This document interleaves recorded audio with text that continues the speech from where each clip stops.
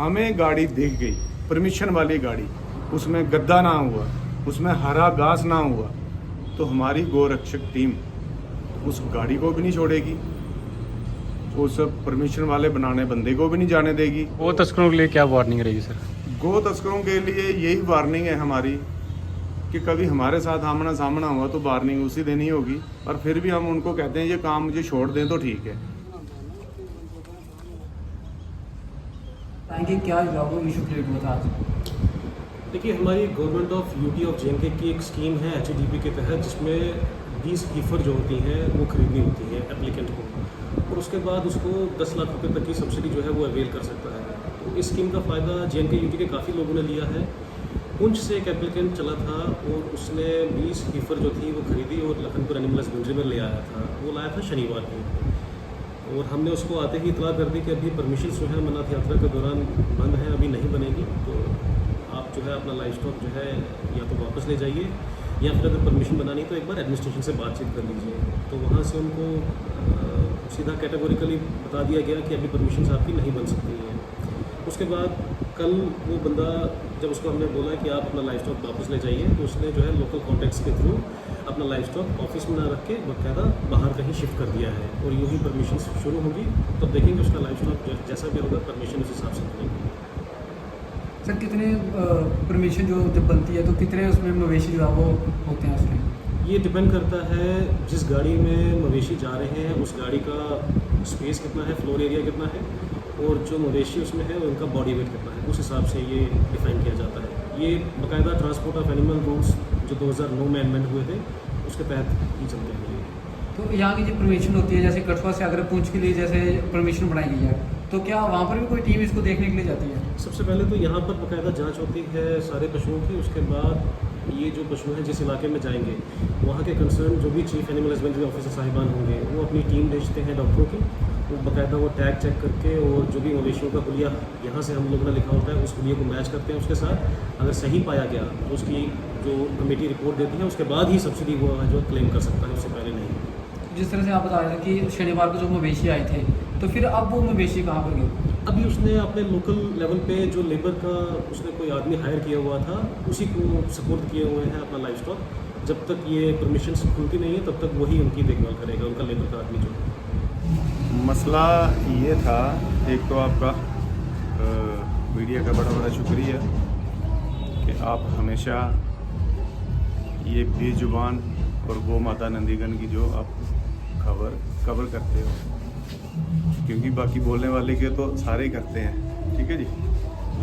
ऐसा है कि हमें हमारे सोर्स ने, सन्नी भाई के सोर्स हैं यहाँ पे, उन्होंने हमें बताया था, और जो हमारी टीम है गोरक्षा की, जितने भी जो हमारे भाई इधर खड़े हैं, हमारे सबके सोर्स हैं। जैसे भी जितनी भी इधर गाड़ियाँ आती हैं हमें फ़ोन आता है।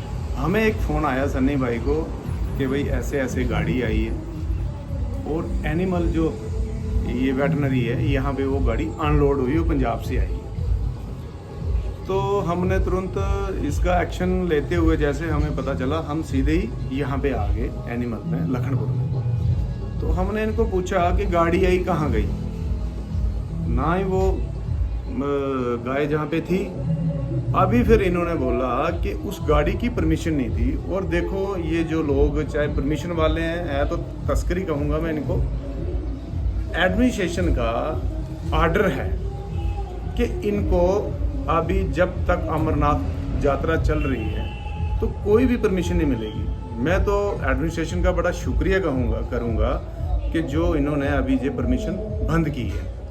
तो धन्यवाद है एडमिनिस्ट्रेशन का कि ऐसे टाइम पे भोलेनाथ जी की यात्रा चल रही है तो इन्होंने परमिशन बंद की है। और परमिशन बंद करने के बाद भी ये लोग अब भी परमिशनों के चक्कर में पड़े हैं। इन्होंने इधर अनलोड की गाड़ी, तो हमें डॉक्टर साहब को पूछा कि भाई ये कोई फ्री का अखाड़ा थोड़ी है या तस्कर का कोई अड्डा थोड़ी है, पर डॉक्टर साहब ने ये स्पष्ट में क्लियर किया कि हम उस गाड़ी को अनलोड नहीं कर रहे थे। हमने जो उसके बीच गाय थी हमने इसी अनलोड की कि वो 24 घंटे गाड़ी जहाँ पे खड़ी थी।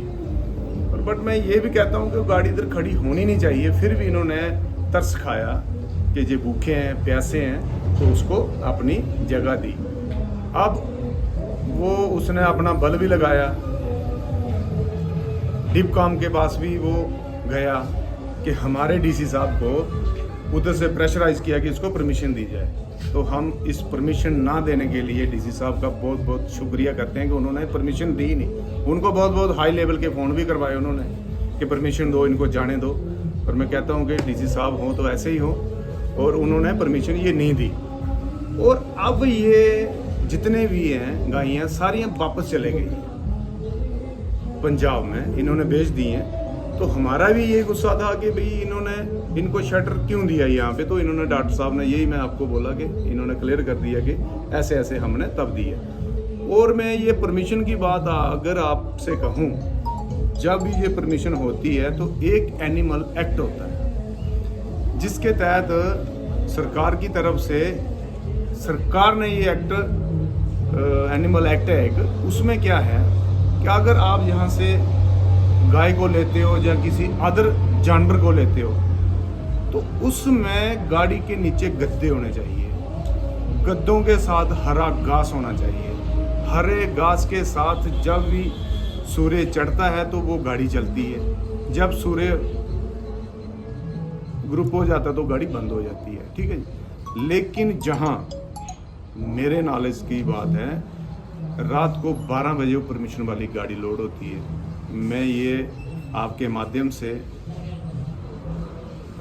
जितने भी हमारे पुलिस के नाके हैं मैं उनको बता देना चाहिए, अगर उनको एक अंडर रूल के हिसाब से परमिशन मिल रही है तो आप उसको चेक कीजिए क्या उसके पास गद्दे पीछे हैं या नहीं है। तो मैंने बड़ी बार देखा उसके नीचे एक वो नहीं होता भूसा, जिसको हम अपने डोगरी में पो बोलते हैं, वो फेंका होता है चारे की जगह। मैं ये कहता हूँ कि पुलिस इसको पूरा ध्यान दे कि ताकि अगर इन्होंने 4 गायें लिखी उसमें 8 भी होती हैं, 8 होती हैं तो पुलिस को ये देखना चाहिए कि इसमें 8 हैं, पर होती हैं। मैं आपको दावे से बोलता हूँ, अगर आपके माध्यम से मैं ये बोल रहा हूँ, हमें गाड़ी दिख गई परमिशन वाली गाड़ी, उसमें गद्दा ना हुआ, उसमें हरा घास ना हुआ, तो हमारी गोरक्षक टीम उस गाड़ी को भी नहीं छोड़ेगी, उस परमिशन वाले बनाने बंदे को भी नहीं जाने देगी।